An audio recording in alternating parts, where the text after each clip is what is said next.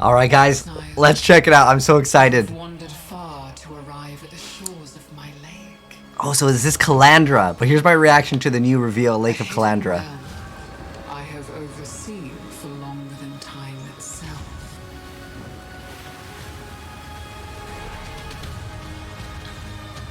Alright, I'm excited to see if we see some new skills.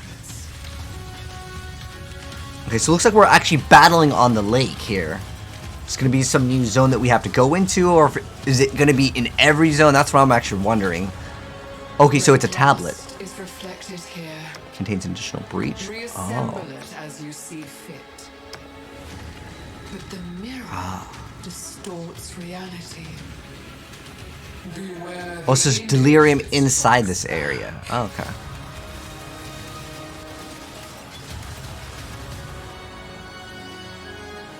So Kalandra's like a bird?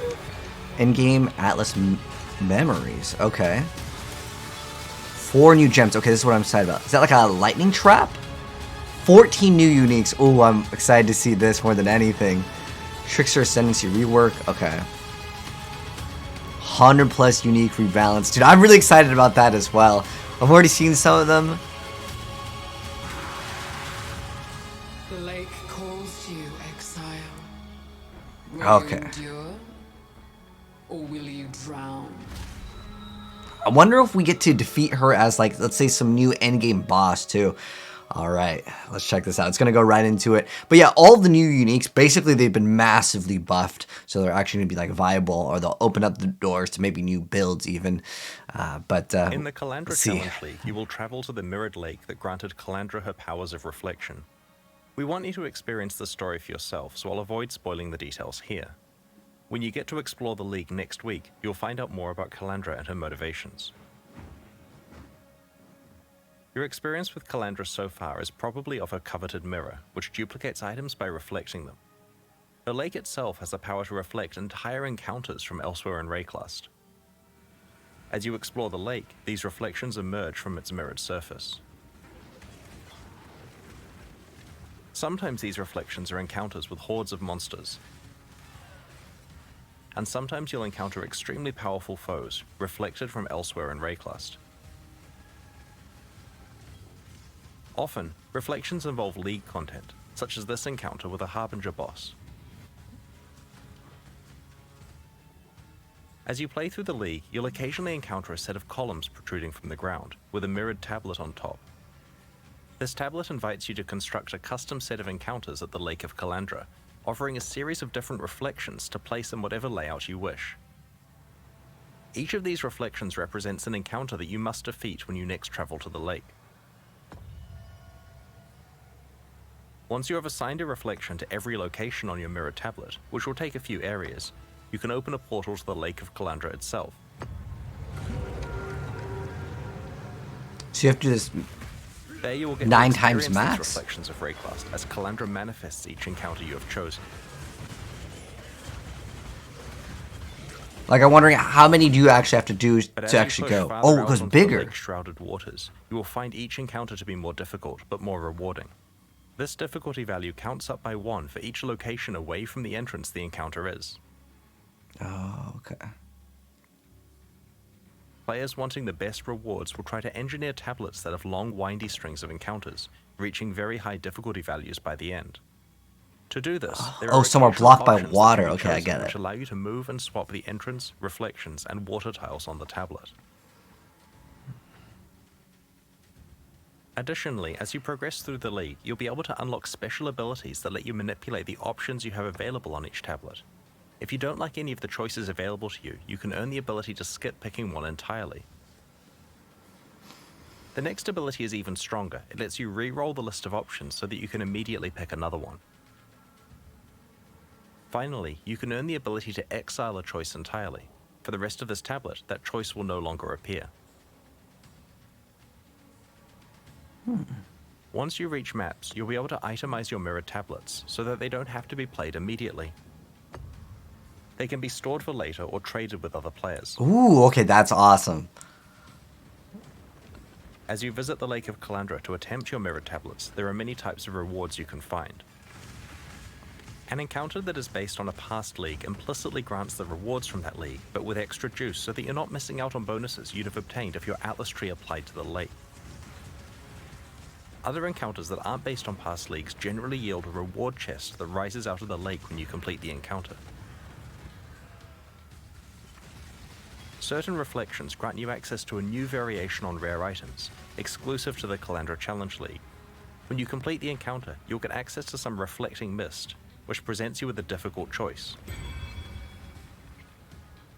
It generates a rare ring or amulet with an unusual set of mods. Some are very high, and some are very negative, which hurt your character. The item is then duplicated, with a reflected copy having inverse mods. Oh, Negative that's ones pretty are now cool. positive and vice versa. The amount that all of these mods are scaled up by is based on the difficulty of the encounter you just completed. Okay. You may only pick one of these items to keep. Okay, that makes sense. So it's only rings and amulets? It'll often be a tough choice, with each item having its own strong pros and cons. But sometimes, you'll be offered an item where the negative mods aren't downsides for your build, and the juiced up positive mods are very attractive.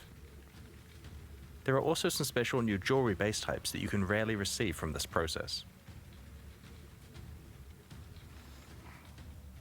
One rare and difficult encounter rewards you with an advanced version of this crafting process. It allows you to bring your own ring or amulet, distorting and reflecting it with the same process described before. The mods are scaled up in value and some are randomly negated. The reflected copy has the inverse set of negations. It will certainly be tempting to gamble with some of your best jewelry to try to double the values that really matter for your build and negate the ones you don't care about. Ah, so they can make like a bad item potentially If you're good. very lucky, you may find a special League-exclusive unique ring at the lake. Kalandra's touch mirrors the effect of your other ring. The Kalandra Challenge League has something for everyone. It's an out-of-area combat league where you build your own sequences of encounters. It lets you fully dictate your desired level of risk and reward and fully customize what content you play. It features a powerful crafting system, valuable rewards, and offers a glimpse into the lore of one of Path of Exile's most iconic characters. We can't wait to play it with you next week. Okay. In every expansion leading up to Path of Exile 2's release, we'll be improving Path of Exile's endgame with new content to explore and new ways to customize your endgame experience. In the Lake of Kalandra expansion, we're introducing Atlas Memories. They aren't a League feature, they're part of the core game, affecting standard and persisting once the Kalandra League has ended. In maps, you'll very rarely find a memory item, which represents a set of memories that an NPC has about their past. Something special happened to them while exploring maps, and you're able to experience those events for yourself. Let's have a look at a couple of examples. In this Atlas memory, Kirik tells you about the time that he stumbled across a staging ground for a Harbinger invasion of Rayclust. Each successive map you play in the sequence has more and more Harbinger portals and invaders that you must deal with. This is a memory of Nico's, where he entered a sequence of maps that were entirely consumed by permanent breaches, like a Breachlord's domain. He survived to talk about it, but will you? Right-click a memory and apply it to a completed map on your Atlas. It'll mark out a series of adjacent maps that the Atlas memory will span. When you next talk to the relevant NPC in your hideout, they'll tell you about their recollections and will allow you to start exploring the memory. Each map in the sequence is provided for free by the NPC, and you'll be able to roll it like usual before running it. Because these maps are memories of the NPC, they are not affected by your Atlas tree. However, the content is generally as difficult and rewarding as a fully specialized Atlas tree would cause it to be.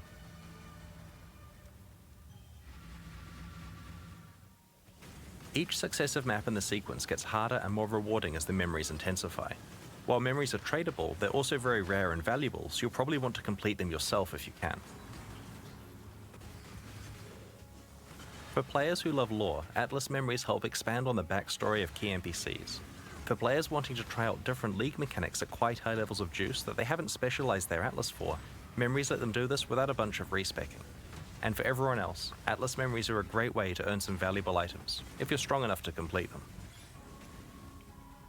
Okay. Didn't The Lake seem of insane Kalandra right there for expansion drops. also But... contains a new unique map that I'm quite excited about. Oh, yes, Ultimatum. The Trial Master is back. This boss from Ultimatum, and more importantly the unique items he drops, have been sorely missed and will be making a return as the Tower of Ordeals unique map in Lake of Kalandra. Oh, okay. This map can be created by completing difficult endgame Val content. We have not forgotten about the rest of Ultimatum and have a specific plan yes, for how please. it will return in the future. Oh, okay. I was hoping you would be reintroduced to this Whenever league. we're improving Path of Exile's endgame, we take every opportunity we can to add new variations of rewards that you can find. We don't want to say Watch too yourself. much about how these Ooh. are acquired, but in this expansion, it's possible to very rarely find Prismatic. special foil versions of any pinnacle Careful. boss unique item. These have the same stats as regular ones, but are certain to be highly prized by collectors or wealthy players wanting to show off. Oh, okay, so it's just like I'm guessing it's just cosmetic? The Lake of Kalandra expansion contains 14 new unique items. In addition to the Kalandra's Touch Ring that is exclusive to the Kalandra Challenge League, we have introduced a new endgame pinnacle boss reward, a supporter unique, the Tower of Ordeals unique map, 6 new Grand Spectrum jewels, and even some leveling uniques. Okay. The first we're showing you today is Soul Ascension, a pair of gloves designed by Zizaran. They drop from the Uber Elder. Soul Eater is a very powerful buff, but it is usually hard to obtain in boss fights. This unique grants you the ability to gain stacks of Soul Eater when you hit a unique enemy, but also makes you lose those stacks if you aren't near one. Okay. Ghost Wraith is a leveling unique which allows you to play as an almost pure energy shield character during early parts of the campaign. We'll reveal the other new unique items in this expansion over the next week. Path of Exile has a lot of unique items in its core drop pool, over 700 in fact. We feel that there are 2 big problems with unique items at the moment. The first is that you find too many, and the second is that they are generally pretty useless when you do. Sure, there are some powerful endgame or build enabling uniques that feel amazing to find, but the majority of unique items found throughout the game are rarely actually useful to you. Yeah, I've given In the Lake of Kalandra expansion, we have made a lot of changes here. We have reduced the overall drop rate of uniques throughout the game and have rebalanced and overhauled over 100 existing unique items, with an emphasis on uniques in the core drop pool, including leveling uniques and some endgame uniques. You're going to find unique items less frequently now, but when you do, they're going to be a lot more punchy. That's good. Nexus Lantern has been completely changed from the ground up. Previously, it was trying to allow you to play a hybrid attacker and spellcaster, but it didn't really work very well. Oh, With the new Battle design, Mage, that's it's a lot good. more elegant and delivers on this goal by simply granting high damage and the Battle Mage effect, so that your weapon damage is added to your spells. Thousand Ribbons is an example of an item where we merely needed to tweak values on the existing mods to make it a lot better. We want mod value rolls to matter more, and this item now showcases that well. That's really good for leveling. If you find a high rolled one It's like early triple on, you're probably res. not replacing it for a long time. Yeah, that's actually fantastic for leveling. Malachai's Simula was trying to deliver the Blood Mage fantasy by allowing you to spend life to cast your spells. This was meant to be special because the Blood Magic Keystone was far away from the Witch starting location on the skill tree. Unfortunately, this item wasn't really powerful enough to justify its use. It has now been overhauled, and alongside Blood Magic, it grants a powerful multiplicative damage boost. Okay. This is not bad. With But I over still think 100 that there's that unique helmet that has rebalanced Battle strength, Mage your that's play really good, experience is though. now punctuated by quite large bursts of power when you find one. We'll continue to examine the power level and rarity of more unique items in subsequent expansions. The Lake of Kalandra expansion includes 3 new skill gems and 1 new support gem. Alchemist Mark is a new mark skill. Okay, cool. Igniting or poisoning the marked target creates burning or caustic ground underneath them, based on the damage of the strongest ignite or poison on the enemy. The damage of the ground effects also scales with Curse and Mark effect, providing a non-standard way to scale your build's damage. Hitting the marked target also refills some of your flask charges. This new skill opens up an extra source of damage for Ignite or Poison-focused characters, especially for Ignite builds that want an alternative to Flame Surge, or Poison builds that cause fewer, higher damage poisons. This high-level build uses Flame Blast, with 100% of the damage converted to Chaos, to inflict huge poisons on enemies. When Alchemist Mark is cast on an enemy first, that enemy drops Caustic Ground when it's poisoned, scaled by those big Flame Blast poison hits, melting everything into a puddle. Galvanic Field is a new shock-themed spell. When used, you gain a buff, granting a small bonus chance to shock. When you next shock an enemy, the buff is consumed and the enemy becomes energized, repeatedly zapping themselves and nearby targets, a lot like Ball Lightning. If the energized enemy dies, then the energy sits at their location and continues to zap things. Galvanic Field's area of effect and zap damage scale with the strength of the shock on the target. While Galvanic Field is great for any build that shocks, you can even fully build around it, and use a skill with increased shock effectiveness like Arc to shock enemies and kill them with a ball of death. Lightning Conduit is another new shock-themed spell. A wave propagates out from the target location, causing lightning bolts to strike all shocked enemies in a large area. The damage is scaled by the strength of the shock on each enemy. Lightning Conduit cannot itself shock and won't hit non-shocked enemies at all, so the challenge with this skill is to find a way to consistently apply powerful shocks to your targets to make the most of Lightning Conduit's high damage potential and area of effect. This high-level build uses Wave of Conviction to shock enemies, before casting Lightning Conduit until they're obliterated. For longer fights, it can employ Galvanic Field to create a constant source of lightning damage. Okay, so they're definitely trying to make us Last use but not least, multi-skills. Overcharge Support is a new support gem that causes supported skills to deal less damage, but makes them inflict much stronger shocks and grants them a higher chance to shock. Overcharge lets many different lightning skills create powerful shocks. Use this to take advantage of Shock's large damage multiplier, or to activate Lightning Conduit and Galvanic Field. As Path of Exile expands, we often revisit previous leagues, reworking them so they stay relevant and engaging. In Lake of Kalandra, we are targeting 3 such leagues: Arch Nemesis, Beyond, and Harvest. The larger context here is that we've been re-examining what role rare and magic monsters have in Path of Exile. The introduction of Arch Nemesis modifiers as the monster mod pool prompted quite a lot of discussion about how often you should encounter rare and magic monsters, how difficult they should be to kill, and how rewarding their death should be. Previously, League content made fights hard by spawning a lot of rare monsters. A whole lot. In some cases 6 to 8 times the normal rate of rare monsters. Now that we have better mods available to make fights against rare monsters individually challenging, we have gone through the whole game and normalized the rate that rare monsters are spawned at. Some leagues had quite large reductions in spawn rate. You won't encounter situations with dozens of rare monsters on screen at once anymore. Alongside this reduction of how many rare monsters you'll face, we have improved their rewards and made sure that they scale with both difficulty of the encounter and any item rarity or quantity bonuses that you have. During the campaign, you'll only encounter 1 and 2 mod rare monsters. The 2 mod encounters are a bit harder and have better drops. In maps, you'll stop encountering 1 mod rare monsters entirely, and will mostly encounter 2 and 3 mod rare monsters. It'll also be possible to encounter 4 mod rare monsters again. Not only are the innate item drop bonuses scaled up significantly on monsters with many mods, but we have made these challenging encounters rewarding in another way too. About a third of the more powerful Arch Nemesis modifiers now use a special reward conversion system. For example, if you defeat a monster with a Corruptor mod, all of its drops become corrupted. The Solaris Touched mod converts all of its item drops to maps.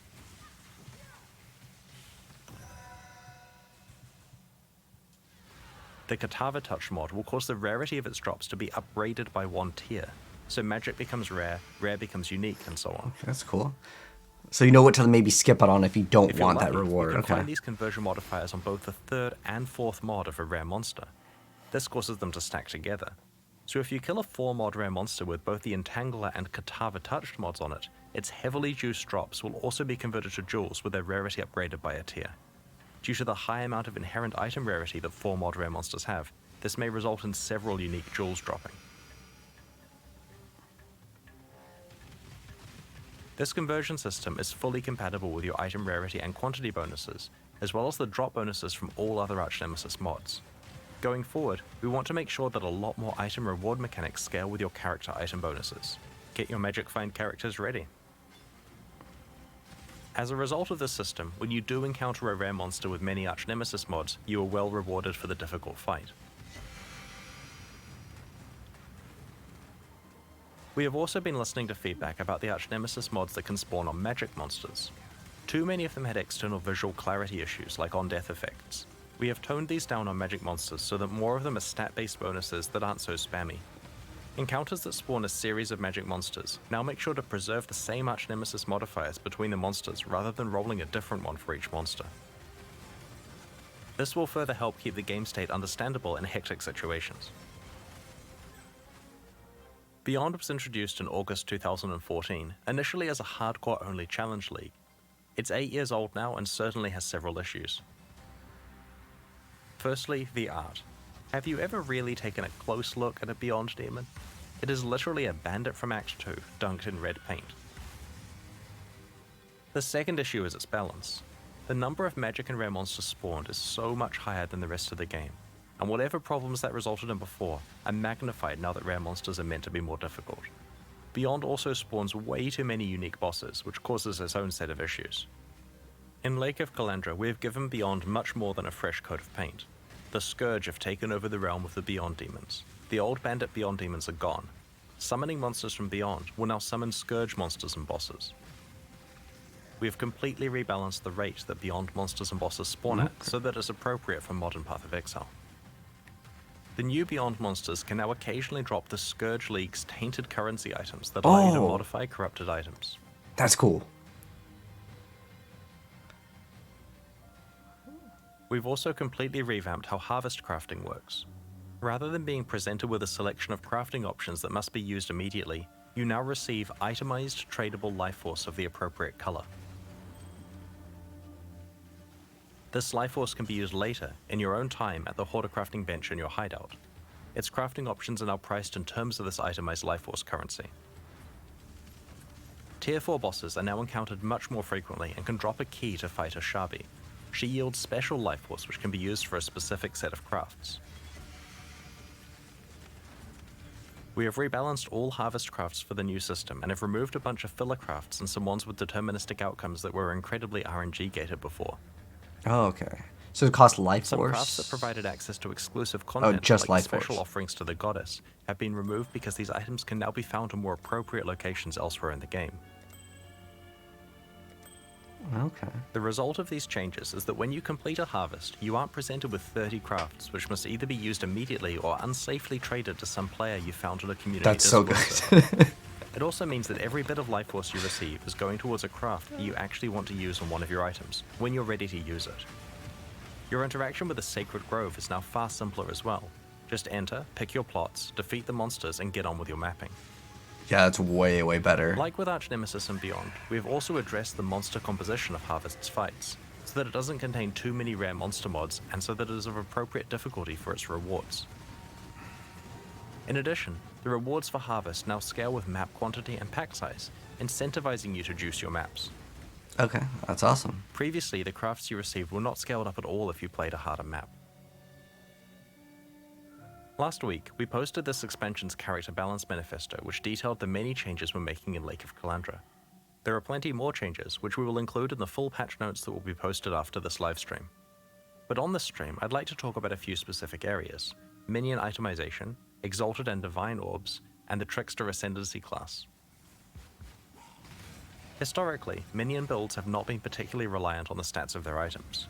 Most of the power of their minions came from their skill and support gems. This led to a few problems. Firstly, it gave them a bit of a free ride compared to most other character builds. And secondly, it meant that it was hard for minion players to actually specialize their character to be really, really good.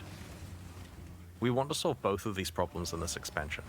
Path of Exile is a game about items, and that means that you will now be strongly rewarded for finding items that make your minions better. It also means that, like with other builds, if you find good items, you'll be far more damaging and survivable than before. Okay. I know they're buffing the variety of minion changes in last ghastly week's Character jewels. Balance Manifesto. Today I want to show you the new base item types we have added to help your minion itemization. We've added a new ring base type, the Bone Ooh. Ring. This ring has implicit minion elemental resistances and can roll minion related modifiers. We've added level 20 and 50 versions of the Convoking Wand, called the Calling Wand and Covening Wand respectively. Like the Convoking Wand, these new base types can roll minion-related modifiers. Some new minion-related mods have been added to the pool available to these wands, and some existing mods have been adjusted or made more common. We have repurposed the bone-themed spirit shields so that they have minion damage implicit mods rather than spell damage, Okay. and can also roll minion-related Ooh. mods. Okay. Alongside the stable of existing unique items, There's now quite a lot more base type support for minion characters, and good mods on those base types can stack up to some pretty large bonuses for your minions. I also wanted to discuss two of the rarest currency items in Path of Exile, Divine Orbs and Exalted Orbs. These actually have the same drop rate, but Exalted Orbs are worth so much more in trade because there's no easy vendor recipe for them, and because they're consumed when you craft certain meta mods onto items. Out of these two currency items, we would actually prefer the Divine Orb effect to be rarer, so that unique items with good rolls matter more, and so that players can Exalt craft their items more frequently. We are making two changes that will impact this. Firstly, we are changing the cost of crafting meta mods so that they cost Divine Orbs rather than Exalted Orbs. Okay. I wonder how expensive Divines are going to be next league. We are changing the 6-link vendor recipe to grant 20 Orbs of Fusing rather than a Divine Orb. This change will result in Exalted Orbs being far more available for crafting, and Divine Orbs less available for re-rolling mods on items. It'll certainly be interesting to see what the de facto trade currency becomes next league. I wonder if we get PoE 2 news, because PoE 2 doesn't use Next, fusers. I'd like to talk about the Trickster Ascendancy class. Okay. We haven't been happy with the state of this Ascendancy class recently. While it used to be quite powerful, we moved its defining feature, Ghost Dance, onto the main passive skill tree. Since then, it has had a confused identity and hasn't met the power level of the other Ascendancy classes. In this expansion, we have reworked the Trickster with a focus on establishing thematically appropriate defenses and ways to manipulate speed. One Step Ahead allows the Trickster to manipulate time in an interesting way. Enemies are slower than normal and cannot have their action speed raised above this value, such as through an acceleration shrine. Conversely, the Trickster is faster by default and cannot have action speed lowered below this value, effectively making them immune to effects that lower action speed such as freeze, chill, or temporal chains. And like the grasping vines, hopefully, and like all the other things that reduce speed. Ties together spell suppression and energy shield in a powerful way. Spellbreaker grants some spell suppression chance, which is an effect that reduces damage taken from spells. The skill also starts your energy shield recharge half the time you suppress spells. Since Trickster characters tend to have a high evasion rating, you will be evading some hits and recharging on others, meaning that your energy shield recharge stays active most of the time. That's kind of cool, actually. I like that idea. Also further improves defenses by reducing the damage you take from suppressed spells while on full energy shield. For those that want a different way to recover energy shield, the powerful Soul Drinker notable passive is no longer exclusive to Forbidden Jewels from the Uber-Searing Exarch and Eater of Worlds. Any Trickster can now allocate this skill. Polymath provides more bonus damage, life, mana, and energy shield on kill for each different type of mastery you have allocated. It reinforces the idea of a Trickster being a jack of all trades, and will lead to interesting decisions when planning your passive tree, trying to fit in as many different types of masteries as possible. Overall, the new Trickster is intended to be the Shadow's answer to the Champion, but faster. He should be an exciting option for players who want to get a lot of evasion, energy shield, and recovery out of their Ascendancy class while still being able to melt enemies. Alongside today's livestream, we're launching two new series of supporter packs, the Knight and Rogue packs. Each tier contains the pack's full face value and points, plus several exclusive microtransactions. These packs are only available during the Kalandra League and will leave the store forever in 3 months. Every microtransaction you are about to see is entirely cosmetic and does not affect your character's progression or power. Okay, that one looks The pretty Knight cool. pack series contains 6 exclusive microtransactions, including the full Knightmaster armor set. The Aetheric Mana Flask releases a burst of mana upon activation, then draws in energy from the environment as your mana refills. The Hoarder's Stash is a stash skin that can be used in your hideout. As you place items in the stash, they hover above it until you're finished, before being sucked into storage. That's kind of a cool animation. This is the Knightmaster armor set. While wearing its helmet, your actions are periodically duplicated by an ethereal copy of yourself. Oh. That's actually really cool for the Warcry. I like that a The lot. Blood-Scouring Cloak absorbs blood as you slay monsters. It tracks your kill streak and cleans itself off when the slaughter ends. Oh. Okay. The Ring of the Victor causes a podium to rise up underneath you when you are standing still, elevating you above other players.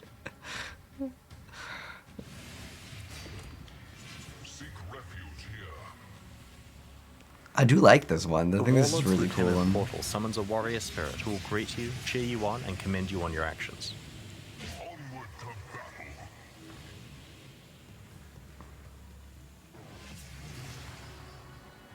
The Rogue Pack series has 6 exclusive microtransactions, including the Rogue Stalker armor set.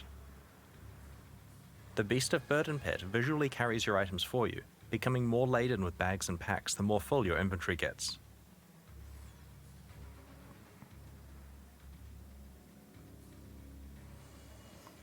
The Collector Serpent Shield covets the treasure you find. Whenever you pick up an item, the serpent darts out to grab it. Huh. Interesting. This is the Rogue Stalker armor set. While wearing its gloves, critical strikes cause blades to appear and slice at your enemies. That's actually kind of nice for like visual like clarity in terms of when you crit, depending on like what you're like doing. That can matter. The corpse bloom footprints cause exotic plant growth in your wake. The plants especially love corpses and will seek them out and grow in larger patches around them.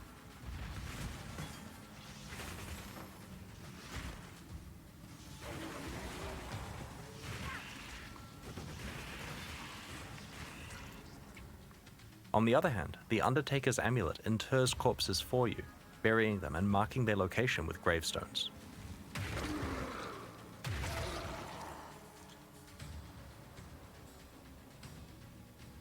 The Unstable Explosives back attachment is not for the faint of heart. As your life gets lower and lower, it gets closer and closer to exploding. And when you die, your party members will certainly feel it.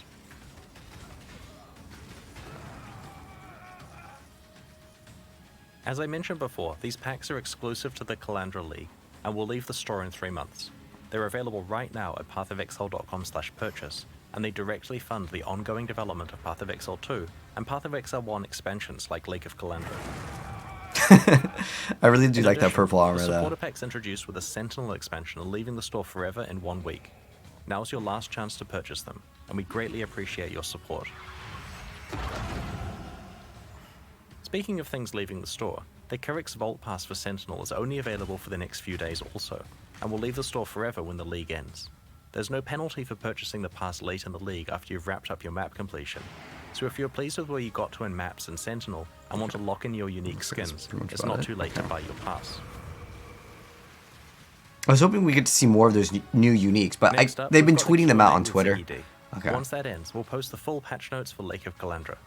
Over the next week, our community team will post teasers for new and revamped unique items, upcoming quality of life improvements, and an announcement for the League launch race event.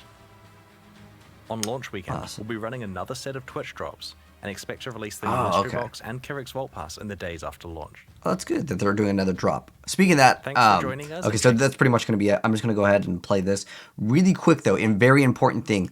If you guys have not connected your Twitch account, I'll leave like the link that kind of explains everything. Basically, if you connect your account, I'm also connecting my account. You can see that I'm earning these wings as I just watch any Path of Exile like stream, which is really good. And if you want to do that right now, I recommend just throw up any stream. You can have it muted in the background, just keep it tabbed open.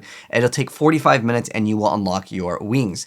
You will have to connect your Path of Exile account. It's completely free. The wings are just a cosmetic, but I figured I just mentioned that really quick. Just do that real quick and then continue watching this video in just a second. I just want to briefly talk about my like overall thoughts, just wrapping things up for the League mechanic. I think it'd be really cool. Let me actually just mute this completely.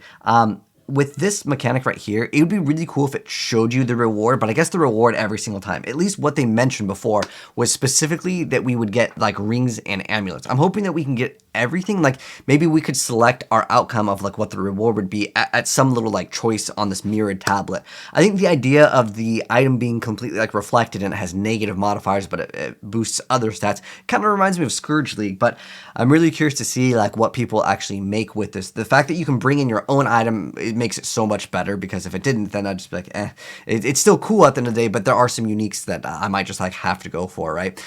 For a certain build. But I do like this idea of being able to kind of modify, and anytime where it's not just go in and just kill stuff, which I actually really miss Ultimatum. One thing that we were talking about, which I think would be a great suggestion, when they were talking about like all the rare monsters, right? Where the rare monsters would have like these modifiers and you could see what modifiers they were. I think it makes way more sense to put them inside of an essence, so so you can actually read what it does, because it's not like you always get the greatest amount of time to see the enemy, see all the things, all the projectiles, all the things that are just visually like there on the field.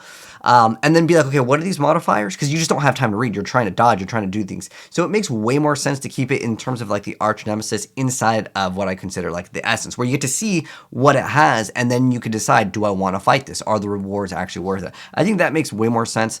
Hoping that they make Ultimatum just make a full-on return, because I think Ultimatum, for me, was one of the most fun leagues, because it was like a risk/reward, but it wasn't like so penalizing where it's like you're playing hardcore, right? So I like that idea. Hopefully they can make it return. I mean, obviously the boss is coming back, but I want like the core mechanic of Ultimate, because I want to spec into it in the Atlas. But anyways, my thoughts so far are relatively positive. I'm more curious to see these uniques and all the new things, and I'll be dropping videos very soon on like what the heck are these new uniques, because I'm pretty sure PoEDB probably has already data mined a few. So I'll cover those in a separate video. So if you guys do want to see this and you are brand new here, hit subscribe, turn the bell, and you'll see it very soon. But let me know what you think of the new league mechanic now that they just introduced it. Do you guys like this idea, or is it kind of like meh? I'm curious to know your thoughts down below. But anyways, thanks for tuning in. I'll see you guys in the next video very soon. Peace.